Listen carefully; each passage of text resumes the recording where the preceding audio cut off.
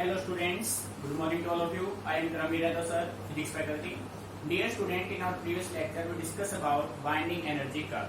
ठीक है, so बेटे binding energy curve में आपने चेक किया था जो एवरेज न्यूक्लियर बाइंडिंग एनर्जी था वो आयरन 56 के लिए मैक्सिमम था। आयरन इंटरमीडिएट आपका बना था, उसके लेफ्ट साइड में थे लाइटर न्यूक्लियाई, राइट साइड में थे हैवियर न्यूक्लियाई। इन लाइटर और हैवियर न्यूक्लियाई का एवरेज न्यूक्लियर बाइंडिंग एनर्जी इस इंटरमीडिएट के एवरेज न्यूक्लियर बाइंडिंग एनर्जी से था लेस। ठीक है, तो बेटे इसी के बेस में आपने देखा लाइटर न्यूक्लियाई का हुआ न्यूक्लियर फ्यूजन और हैवियर न्यूक्लियाई का हुआ न्यूक्लियर फिजन। अब कंसेप्ट आपके पास ये बनता है भाई इन्होंने फ्यूजन क्यों किया और इन्होंने फिजन क्यों किया, तो अपना सिंपल आंसर होगा in order to get stability. ठीक है, तो बेटे यूनिट आपका 8 चल रहा है, यूनिट 8 न्यूक्लियाई पार्ट हम कर रहे हैं। तो बेटे इस न्यूक्लियाई पार्ट में सबसे इंपॉर्टेंट टॉपिक आज हम शुरू करने जा रहे हैं जिसका नाम है रेडियो एक्टिविटी। ठीक है, रेडियो एक्टिविटी।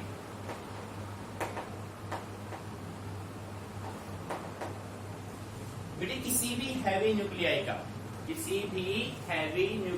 का रेडियो एक्टिव डिके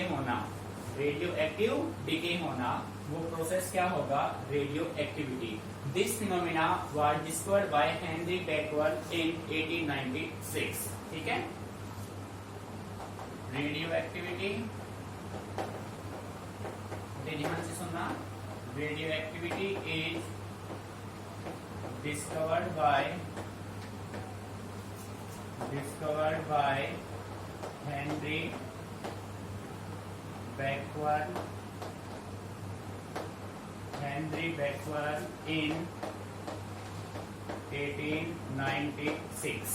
ठीक है बेटे, किसने डिस्कवर किया था, हेनरी बेकवर्थ ने 1896 में। अब हम ये समझते हैं कि भाई रेडियो एक्टिविटी होता क्या है। ठीक है, तो डेफिनेशन बेटे यहाँ पे राइट करेंगे तो आप कह सकते हैं radio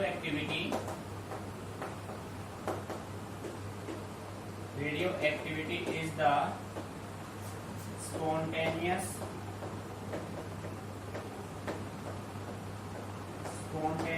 decay of heavy nuclei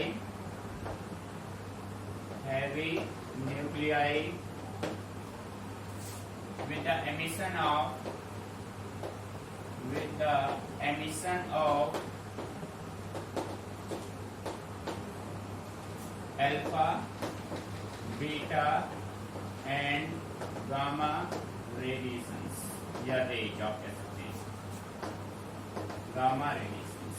ठीक है बेटे, जब किसी हैवी न्यूक्लियाई का रेडियो एक्टिव डिके होता है तो वहां से 3 टाइप से रेडिएशन निकलते हैं, या तो अल्फा रेडिएशन निकलेंगे या बीटा या फिर गामा। ठीक है, रेडियो एक्टिविटी का सिंपल मीनिंग होता है स्पॉन्टेनियस डिके होना किसी हैवी न्यूक्लियाई का।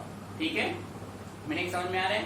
तो बेटे अब हम इसके बेस पे कह सकते हैं भाई आपसे पूछा जा सकता है रेडियो एक्टिविटी क्यों होता है, what is the cause of radio activity, या रेडियो एक्टिविटी कौन से एलिमेंट्स का होगा। तो बेटे ये सभी आपने स्टडी किया न्यूक्लियर बाइंडिंग एनर्जी कर्व से। ठीक है, तो यहाँ पे मैं नोट डाल लिख सकता हूँ radio activity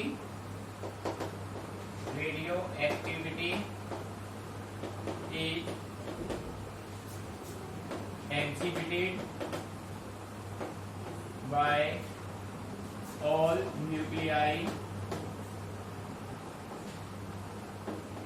nuclei Z greater than 82 से लेड। ठीक है बेटे, जिन एटम का एटॉमिक नंबर 82 से ग्रेटर देन हो और लेड तक हो उन सभी का रेडियो एक्टिव डिके डेफिनेट होगा। ठीक है, मीनिंग यहाँ तक क्लियर। अब बेटे हम ये समझते हैं कि रेडियो एक्टिविटी होता क्या, what is the cause of radio activity, क्यों हुआ रेडियो एक्टिविटी किसी भी एलिमेंट का। ठीक है, सो हेडिंग अपना बनेगा कॉज ऑफ रेडियो एक्टिविटी। ठीक है, what is the cause of radio activity. बेटे जैसा कि आप सभी जानते हैं जो अपने पास हैवी न्यूक्लियाई है, हैवी न्यूक्लियाई का एवरेज न्यूक्लियर बाइंडिंग एनर्जी क्या है, लेस है as compare to intermediate nuclei. So वो इंटरमीडिएट के कंपैरिजन में लेस स्टेबल है। सो वो अपने आप को मोर स्टेबल बनाने के लिए अपने आप का क्या करते हैं, रेडियो एक्टिव डिके करते हैं। ठीक है, so we can say right as we know that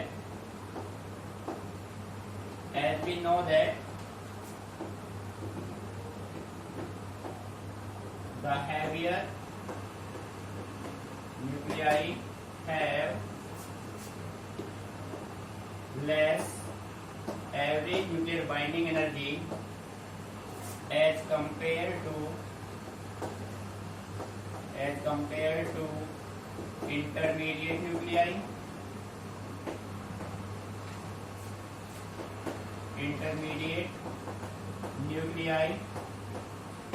Intermediate nuclei and are less stable. So in order to get higher stability,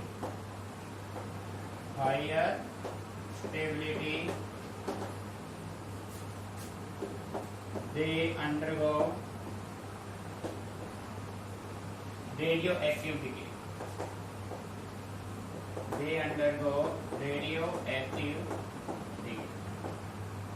देखो बेटे ध्यान से, बेटे समझना है कंसेप्ट को। कंप्लीट आपके चेन सिस्टम से आप यहाँ पे स्टडी कर रहे हैं। आपने देखा अपने पास जो हैवी न्यूक्लियाई थे उनका average nuclear binding energy less था, किसके कंपैरिजन में? इंटरमीडिएट न्यूक्लियाई की कंपैरिजन, जैसे कि आयरन हो गया, ठीक है।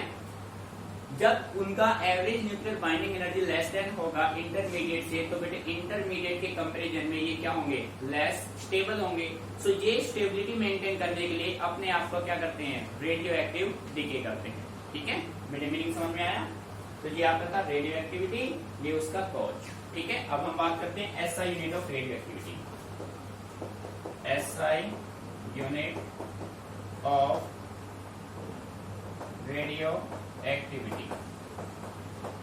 देखो बेटे रेडियो एक्टिविटी का SI यूनिट होगा बैकवर्ड, BCQUEREL, और सिंबल होगा इसका BQ, ठीक है। ध्यान से माइंड में रखना है, SI unit of radio activity backward. बेटे डेफिनेशन उसका कोड अच्छे से ऑब्जर्व कीजिए, ठीक है। कोई भी पॉइंट समझ में नहीं आता है तो आप डिस्कस कीजिए, रटना कुछ नहीं है, चीजों को समझ के चल रहा है। चैन सिस्टम से हम यहाँ पे काम कर रहे हैं, ठीक है। Note it down.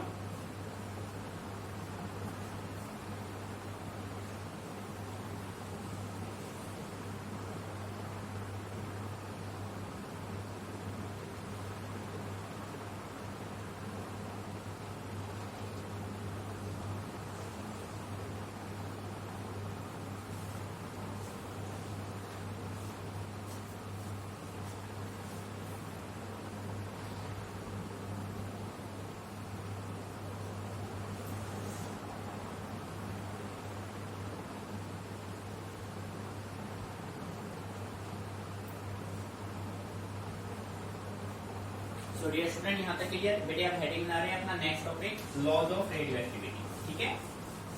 बेटे इंपॉर्टेंट टॉपिक है, डेफिनेटली एग्जाम में आएगा, ठीक है। अच्छे समझ के इसको करना है, रटना नहीं है गलती से भी। हेडिंग बना लो लॉज ऑफ रेडियो एक्टिविटी, ठीक है।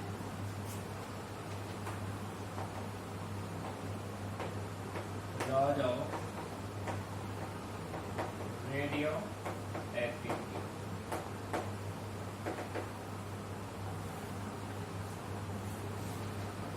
देखो बेटे जो रेडियो एक्टिविटी है ना वो स्पॉन्टेनियस फिनोमिना है, ठीक है। Spontaneous phenomena.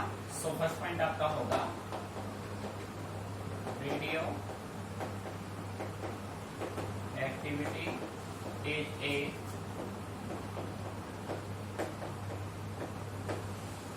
spontaneous phenomena and does not depends on external physical conditions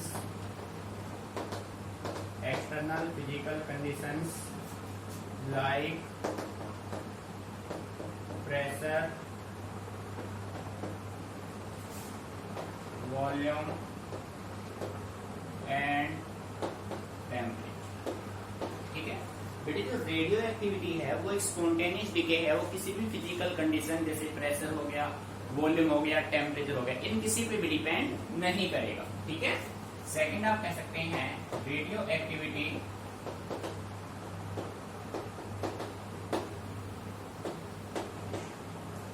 holds the law of probability, law of probability, ठीक है बेटे, किसको फॉलो करेगा? लॉ ऑफ प्रोबेबिलिटी को, ठीक है। थर्ड पॉइंट आप ये कह सकते हैं alpha and beta, alpha and beta decay can not takes place simultaneously,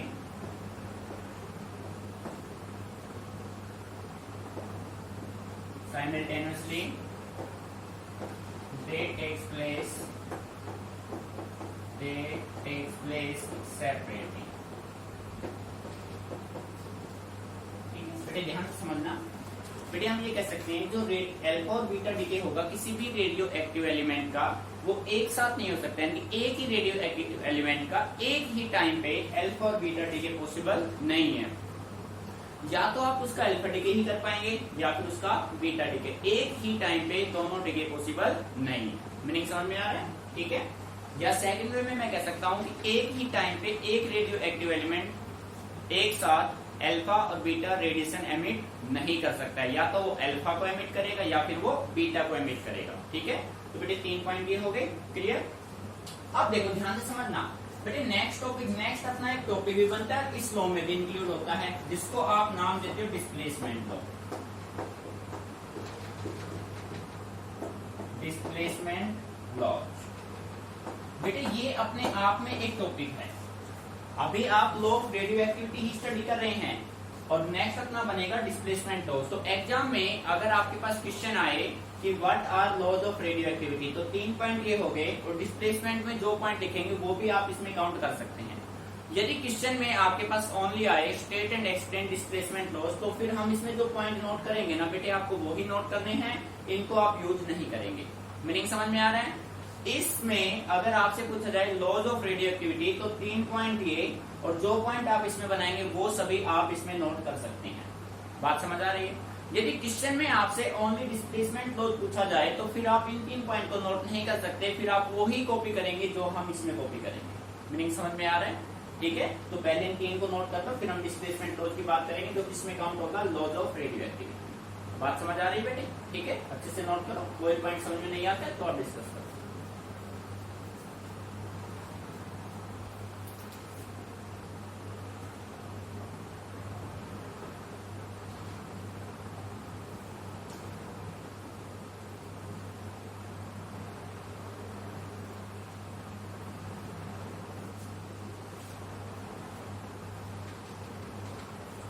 बेटे मैं इसको रब कर रहा हूँ, फिर हेडिंग बना लेंगे हम इसी में डिस्प्लेसमेंट लॉ, जो कि लॉ ऑफ रेडियो एक्टिविटी में काम करेगा, ठीक है।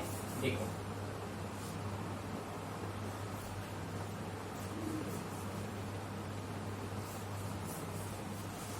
बेटे ध्यान दीजिए, इसी में हम बात कर रहे हैं। नेक्स्ट आप हेडिंग बनाएंगे डिस्प्लेसमेंट लॉ। तो बेटे डिस्प्लेसमेंट लॉ में फर्स्ट अपने पास है, देखो इसका तो फर्स्ट पॉइंट होगा, पर इसका कौन सा पॉइंट होगा? इसका फोर्थ पॉइंट होगा।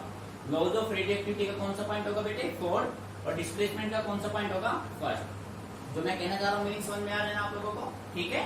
अब देखो तो बेटे फर्स्ट आपने लिया अल्फा डीके, अल्फा डीके, ठीक है। अब देखो बेटे अल्फा डीके होता क्या है, सबसे इंपॉर्टेंट है, इसी के बेस पे क्वेश्चन सीबीएसई पूछता है हमसे, ठीक है। बेटे जब कोई भी न्यूक्लियाई, जब कोई भी रेडियो एक्टिव एलिमेंट एग्जिबिट करेगा अल्फा पार्टिकल को, when A nuclide exhibit alpha particle, then its atomic mass number decreases by 4 and atomic number decreases by 2, ठीक है। So we can say that in alpha decay atomic mass number A decreases by 4 and atomic number Z decreases by है बेटे, ध्यान दो। Atomic mass को कितने से decrease करेंगे? 4 से। एटॉमिक नंबर को कितने से डिक्रीज करेंगे? 2 से। तो इसके लिए हमने एग्जांपल बनाया, हमने फॉर्मेट बना लिया अपना। मान लीजिए आपके पास ये कोई न्यूक्लियोटाइड है ZXA, कोई एक न्यूक्लियोटाइड हो गया किसी भी एटम का। इसका आपको करना है अल्फा डीके। बेटे अच्छे समझना इसको, क्या करना है भाई? इसका अल्फा डीके। तो अल्फा डीके क्या कहता है कि एटॉमिक मास को कितने से डिक्रीज कर दो? 4 से। और एटॉमिक नंबर को कितने से डिक्रीज कर दो? 2 से। बेटे जब जेड में से 2 डिक्रीज होगा तो ये केमिकल सिंबल एलिमेंट X आपका चेंज हो जाएगा। X तो X नहीं रहेगा, तो ये इसमें चेंज हो गया Y में। तो A कितने से डिक्रीज हुआ? सॉरी, A कितने से डिक्रीज हुआ? 4 से। और बेटे Z कितने से डिक्रीज हुआ? 2 से। मीनिंग समझ में आ रहा है? यानी कि Z की वैल्यू जो यहाँ पे थी उसमें से आपने कितना सब्ट्रैक्ट कर दिया? 2। और A की जो वैल्यू आपके पास थी उसमें से आपने कितना सब्ट्रैक्ट कर दिया? 4। तो आपके पास यहाँ पे क्या बचेगा? 2 अल्फा 4 और प्लस में क्या रिलीज होगा बेटे? एनर्जी। मीनिंग आ रही समझ में? तो इसका हम एक एग्जांपल पिक कर लेते हैं। फॉर एग्जांपल आपने लिया, ठीक है बेटे, ध्यान से समझना। आपने एग्जांपल लिया 94 पोलोनियम Pu242। आपके पास ये कोई एक एलिमेंट है, इस एलिमेंट का आप रेडियो एक्टिव अल्फा डीके करेंगे, ठीक है। सो इसका आपने किया अल्फा डीके। तो डियर स्टूडेंट, जैसा कि आप जानते हैं ये कितने से डिक्रीज होगा? 2 से। तो बेटे 2 से डिक्रीज हुआ तो यहाँ पे क्या आया? 92। ये 4 से डिक्रीज होगा तो यहाँ पे क्या आएगा? 238। तो बेटे अब ये बताओ कि एटॉमिक नंबर 92 किसका होता है? एटॉमिक नंबर 92 किसका होता है बेटे? यूरेनियम का। किसका होता है? यूरेनियम का। तो यानी कि पोलोनियम अपना किसमें चेंज हो गया? यूरेनियम में प्लस। अब अपने पास क्या बचा? यहाँ पे कितना बचा? 2 और यहाँ पे कितना आया? 4। तो डियर स्टूडेंट, एटॉमिक नंबर 2 किसका होता है बेटे? किसका होता है? हीलियम। तो आप इसको राइट करेंगे 2He4 और बेटे प्लस में क्या रिलीज होगा? एनर्जी। आया मीनिंग समझ में भाई? बेटे अच्छे से क्लियर? तो बेटे इस तरीके से आप इसको मेंटेन करना है। ये आपका था first displacement law and fourth point of law of radio activity. आया मीनिंग समझ में? अल्फा डीके में हमेशा माइंड में रखना, atomic mass number A decrease होगा 4 से, एटॉमिक नंबर Z डिक्रीज होगा 2 से। और बेटे मेन है आपका एग्जांपल। अब देखो एग्जाम में आपके पास क्वेश्चन कैसे आएगा? आपको ये साइड यहाँ तक दे देगा एरो तक, फिर ये आपको अपने आप क्रिएट करना है। समझ आ रहा है? इस तरीके से फिल इन द ब्लैंक्स आपसे दिए जा सकते हैं एग्जाम में, दिए हुए हैं पहले से जैसे में, ठीक है। तो बेटे स्ट्रक्चर को अच्छे से समझना है, इनको ध्यान से बिल्कुल केयर। Meaning clear? नोट कर लो, फिर करते हैं नेक्स्ट पॉइंट अपना।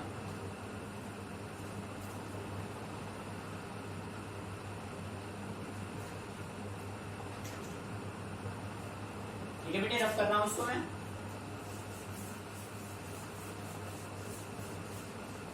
देखो अब इसमें सेकंड हम करते हैं बीटा डीके। बेटे बीटा डीके 2 वे में होता है, एक होता है बीटा पॉजिटिव डीके, एक होता है बीटा नेगेटिव डीके, ठीक है। तो देखो कैसे आप करेंगे। सेकंड आपका होगा बीटा डीके, बीटा डीके। तो डियर स्टूडेंट, बीटा के 2 डीके होते हैं। ए पार्ट में मैंने किया beta positive decay, beta positive decay, ठीक है। बेटे कौन सा डीके करेंगे? Beta positive decay.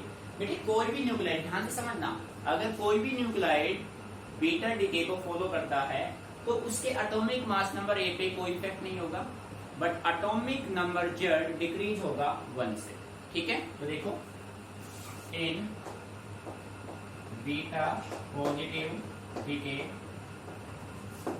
Atomic mass number A remains same, but atomic number Z decreases by 1, ठीक है। बेटे देखो जब बीटा पॉजिटिव डीके आप कर रहे हैं तो बीटा पॉजिटिव में, बीटा चाहे पॉजिटिव हो, बीटा चाहे नेगेटिव हो, बीटा का कोई भी डीके हो, एटॉमिक मास नंबर A पे कोई इफेक्ट नहीं होगा, हमेशा अनचेंज रहेगा, जैसा वैसा ही रहेगा। बट अगर यहाँ पॉजिटिव है तो यहाँ ये हो जाएगा डिक्रीज। कितने से डिक्रीज होगा? Z 1 से डिक्रीज होगा, ठीक है। तो देखो बेटे इसको आप ऐसे नोट कर सकते हैं। आपने कोई न्यूक्लियोटाइड लिया ZXA, इसका आपने किया बीटा पॉजिटिव डीके, ठीक है। जब बेटा इसका बीटा पॉजिटिव डिके आप करेंगे तो जड़ तो चेंज होगा, जड़ चेंज होगा तो एलिमेंट एक्स भी चेंज होगा। तो यहाँ पे आप लिखेंगे y बन गया ये जड़ माइनस क्या हुआ 1, जड़ माइनस क्या हुआ 1 और a आपका क्या रहा सेम, ठीक है। प्लस में आप क्या राइट करेंगे बीटा प्लस 1 और बेटे ये तो क्या रहा 0, 0 क्यों? क्योंकि इसमें कोई चेंज नहीं हुआ। रिएक्शन आपका बैलेंस होना चाहिए, अब बैलेंस है ना बेटे। पर एक बात ध्यान रखना, जब आप बीटा नेगेटिव डीके करेंगे ना तो यहाँ पे एक न्यू पार्टिकल बनता है जिसका नाम होता है न्यूट्रिनो, इसका नाम है न्यूट्रिनो। प्लस में क्या रिलीज होगा एनर्जी, दिस इज न्यूट्रिनो। एक न्यू पार्टिकल बनेगा जिसका नाम क्या होगा न्यूट्रिनो, ये ध्यान रखना है। कई बार एग्जाम में आपसे पूछा जाएगा न्यूट्रिनो किसमें डेवलप होता है। न्यूट्रिनो डेवलप होगा जब आप किसी भी न्यूक्लियाई का बीटा पॉजिटिव डीके करेंगे, न्यूट्रिनो बनेगा। समझ आ रहा है भाई? ए आपका कांस्टेंट, जड़ में से पॉजिटिव है तो यहाँ पे डिक्रीज होगा, रिएक्शन आपका बैलेंस हो गया, ठीक है बेटे। अब देखो आपको बीटा पॉजिटिव डीके करना था 6 कार्बन 11 का, ध्यान समझना। एग्जाम्पल हम इसमें लेते हैं 6 कार्बन 11 बेटे, इसका आपका करना, इसको करना है आपको बीटा पॉजिटिव डीके, समझो ध्यान से, ठीक है। तो देखो 6 पॉजिटिव है तो यहाँ पे डिक्रीज होगा, तो यहाँ पे क्या आ गया 5, पर यहाँ पे क्या रहेगा सेम 11 रहेगा। अब बेटे एटॉमिक नंबर 5 किसका होता है बोरॉन का, तो आपने रखा यहाँ पे बोरॉन, ठीक है। 5 बोरॉन 11, प्लस में क्या लिखेंगे, प्लस में क्या आएगा बेटे 1, यहाँ पे डिक्रीज हुआ ना तो यहाँ पे आएगा beta plus 1 beta 0 plus plus में न्यूट्रिनो, प्लस में क्या आएगा। सो डियर स्टूडेंट ये आपका होगा बीटा पॉजिटिव डीके। बेटे अच्छे से समझना है कंसेप्ट के अकॉर्डिंग, ठीक है, क्लियर यहाँ तक, ठीक है बेटे। अब हम नेक्स्ट एग्जांपल इसी में लेते हैं बेटे, इसी का नेक्स्ट पार्ट होगा बी, जो पार्ट होगा वो यहाँ पे देखो, ये था बीटा पॉजिटिव, अभी कॉपी नहीं करना है, दोनों को एक साथ करना है, बीटा पॉजिटिव।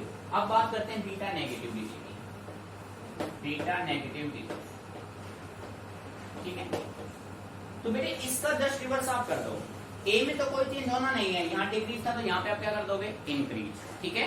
तो आप यहाँ पे राइट करेंगे in beta negative decay atomic mass number A remains same but atomic number Z increases by 1, ठीक है बेटे। यहाँ डिक्रीज था तो भाई वहां पे क्या हो गया इंक्रीज, जस्ट रिवर्स होंगे एक दूसरे के। तो आपने ऐसे मेंटेन किया, कोई न्यूक्लियर दिया Z एक्स से, इसका आपने किया बीटा नेगेटिव डीके, ठीक है बेटे, बात समझ आ रही है। तो भाई ए में तो कोई चेंजिंग होना नहीं है, पर ये जेड इंक्रीज हो जाएगा कितने से 1 से, तो Z plus 1 A as it is plus negative 1 यहाँ 0 प्लस एक न्यू पार्टिकल एंटी न्यूट्रिनो बनेगा प्लस क्यू, तो बेटे इसका नाम है एंटी न्यूट्रिनो, ठीक है। बीटा नेगेटिव, बीटा पॉजिटिव में बनेगा न्यूट्रिनो, बीटा नेगेटिव में बनेगा एंटी न्यूट्रिनो। बेटे बात समझ में आ रही है? इसके लिए आपने एग्जांपल लिया, फॉर एग्जांपल 15 फॉस्फोरस 32, इसका आपने किया बीटा नेगेटिव डीके, ठीक है बेटे। 15 फॉस्फोरस 32 का जब आप बीटा नेगेटिव डीके करेंगे तो देखो यहाँ इंक्रीज होगा 1 से इंक्रीज होगा तो बेटे 16 आ गया। अब बताइए 16 किसका एटॉमिक नंबर होता है बेटे सल्फर का, तो यहाँ पे आ गया sulphur 32 plus beta -1 beta 0 plus anti neutrino plus Q. बेटे आया मीनिंग समझ में, ठीक है। तो इनको अच्छे से ऑब्जर्व करना है, इन्हीं के भी क्वेश्चन आस्क करता है सीबीएसई आपसे, ठीक है बेटे। अच्छे से एक को समझने तरीके से, clear, note it down.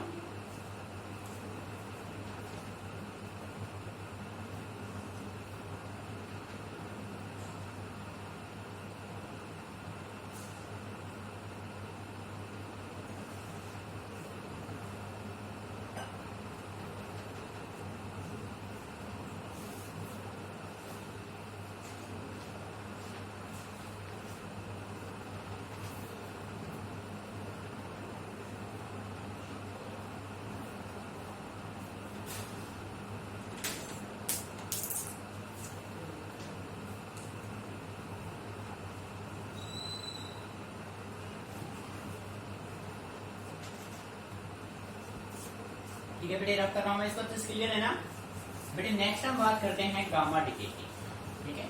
Next point आपका होगा gamma decay, point number 3 gamma decay. तो देखो बेटे, आप सिंपल वे में कह सकते हैं जो गामा डिके है ना, गामा डिके फॉलो होगा अल्फा डिके और बीटा डिके के बाद, ठीक है। जब किसी भी रेडियो एक्टिव एलिमेंट का अल्फा डिके हो चुका होगा, बीटा डिके हो चुका होगा, उसके बाद क्या होगा उसका गामा डिके, ठीक है।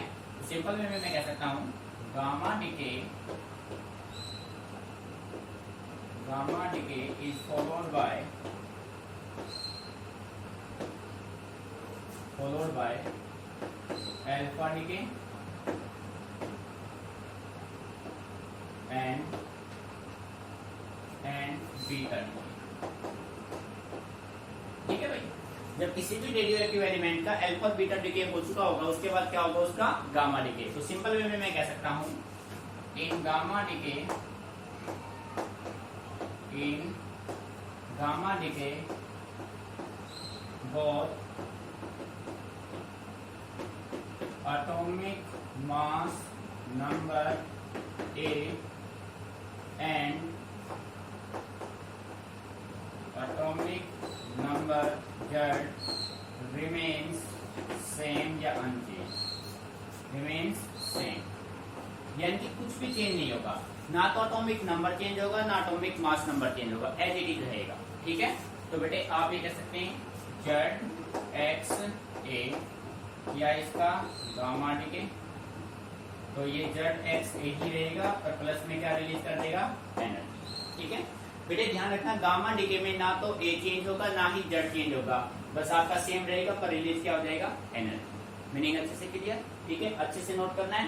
तो डियर स्टूडेंट, अगर आपसे क्वेश्चन पूछा जाए what are laws of radio active decay, तो बेटे laws of radio active decay में 3 पॉइंट हमने वो किए और 3 पॉइंट इसके लिए, तो टोटल कितने 6 पॉइंट बनेंगे, 6 पॉइंट बनेंगे, ठीक है, ध्यान रखना इसको। और अगर क्वेश्चन में आपसे ओनली डिस्प्लेसमेंट लॉ पूछा जाए तो बेटे आपको ओनली 3 पॉइंट देने हैं, अल्फा डिके, बीटा डिके और गामा डिके विद एग्जांपल, ठीक है। इस तरीके से आप क्वेश्चन को मेंटेन करेंगे। मीनिंग क्लियर बेटे, ठीक है, अच्छे से इसको समझ से करना है, रटना कुछ नहीं है, चीजों को माइंड में सेट करना है, ठीक है।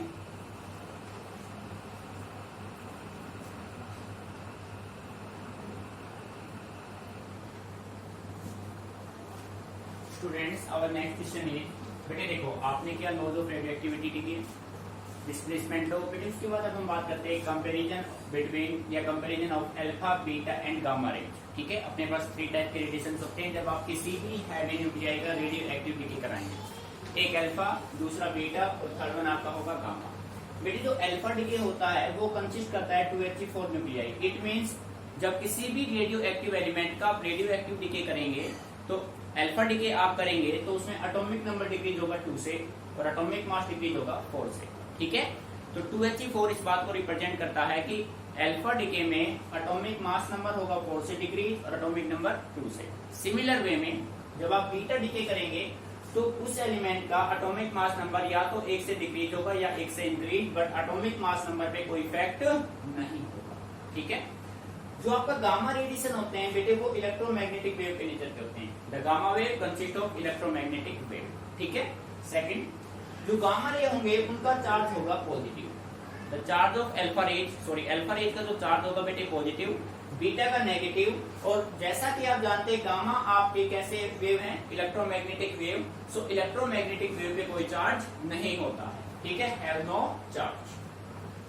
बेटे अल्फा रे का वेलोसिटी लाई करेगा 1.4 इंटू 10⁻⁷ मीटर पर सेकंड से 2.1 इंटू 10⁻⁷ मीटर पर सेकंड तक, ठीक है।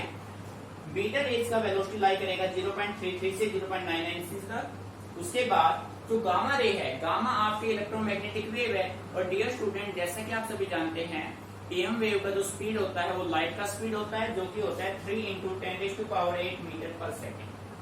बेटे ये जो पॉइंट है ना, फोर्थ जो पॉइंट है सबसे इंपॉर्टेंट पॉइंट है, जो कि एक बार पीएमटी में भी क्वेश्चन यहाँ से आया था। जो आपका अल्फा रेज होते हैं, अल्फा पार्टिकल्स होते हैं, उनका साइज और मास ज्यादा होता है, जिसकी वजह से उनका जो पेनिट्रेटिंग पावर है वो लेस होता है, ठीक है। तो हम कह सकते हैं smallest penetrating power due to large mass and size. आपसे ये पूछा जाएगा, आपको 3 ऑप्शन दे दिए, फोर्थ आपका होगा ऑल ऑफ दीज, भाई अल्फा बीटा और गामा, आपसे पूछा गया इनमें से सबसे ज्यादा पेनिट्रेटिंग पावर किसका है या सबसे कम किसका है और क्यों है। तो बेटे सबसे कम पेनिट्रेटिंग पावर होगा अल्फा का। क्यों होगा? Because of its large mass and large size. ठीक है। बीटा का पेनिट्रेटिंग पावर अल्फा से ग्रेटर होगा। ठीक है, क्योंकि इसका मास और साइज अल्फा के कंपैरिजन में कम होता है। गामा रेज की अगर हम बात करें तो उनका मास और साइज ना के बराबर है, बहुत कम है, तो उनका जो पेनिट्रेटिंग पावर है वो सबसे ज्यादा होगा। ठीक है। सेकेंडली हम बात करें फोटोग्राफिक प्लेट की, तो बेटे जो अल्फा रेज है वो फोटोग्राफिक प्लेट को स्लाइटली कम से कम अफेक्ट करेंगे, बीटा अल्फा से थोड़ा ज्यादा करेंगे, और जो गामा है वो फोटोग्राफिक प्लेट को सबसे ज्यादा अफेक्ट करेंगे। ठीक है। तो मेन पॉइंट आपके ये हो गए, 5 डिफरेंस हमने यहाँ पे आपको दिए। तो बेटे अच्छे से इनको समझना है, अल्फा बीटा और गामा को, एक एक पॉइंट को समझना है। कोई भी प्रॉब्लम आपको आती है तो आप डिस्कस कीजिए। ठीक है। बेटे इनको रटना नहीं है, इनको समझना है। प्रैक्टिकली हम इनका यूज लेंगे न्यूमेरिकल्स में। ठीक है, अच्छे से नोट कर लीजिए इनको।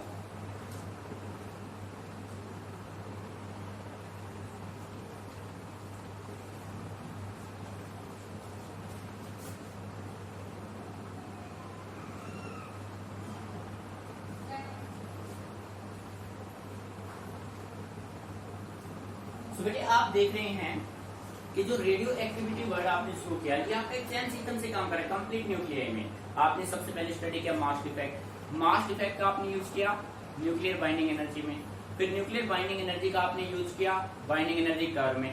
सिर्फ बाइंडिंग एनर्जी कर्व से हमने जो भी स्टडी किया उसके बेस पे हमने दो प्रोसेस बनाए, न्यूक्लियर फिजन और न्यूक्लियर फ्यूजन। अब बेटे न्यूक्लियर फिजन फ्यूजन के बेस पे हमने एक नया टॉपिक अपना बना दिया, रेडियो एक्टिविटी। रेडियो एक्टिविटी के बेस पे आपके पास 3 टाइप के रेडिएशन बने, अल्फा बीटा और गामा। फिर हमने उन तीनों को डिफरेंस किया, अल्फा बीटा गामा को। अब बेटे इन्हीं के बेस पे अपने बनेंगे decay law, radio active decay law, mean life, half life और फिर रेडियो एक्टिव सब्सटेंस। ठीक है। तो बेटे बेसिक्स को अच्छे से समझना। अब जो बच्चा आज के लेक्चर को अच्छे से स्टडी कर लेगा, कल जो हम कराने वाले हैं उसमें उसको किसी टाइप से कोई प्रॉब्लम नहीं आएगी, उस चीजों को अच्छे से समझ पाएगा। वन टाइम में ही चीजें कंसेप्ट उसके क्लियर हो जाएंगे। ठीक है। तो बेटे आपका काम है डेली का काम अपना डेली करना है, टाइम टू टाइम, और मतलब बिल्कुल कंसंट्रेशन के साथ चीजों को समझ के। फिर इसमें रटने का चांस ही नहीं है। आप देख रहे हैं कि हम एक चैन सिस्टम से लगातार आ रहे हैं। कल जो हमने टॉपिक किया उसका यूज हमने आज लिया। ठीक है। यानी कि एक भी लेक्चर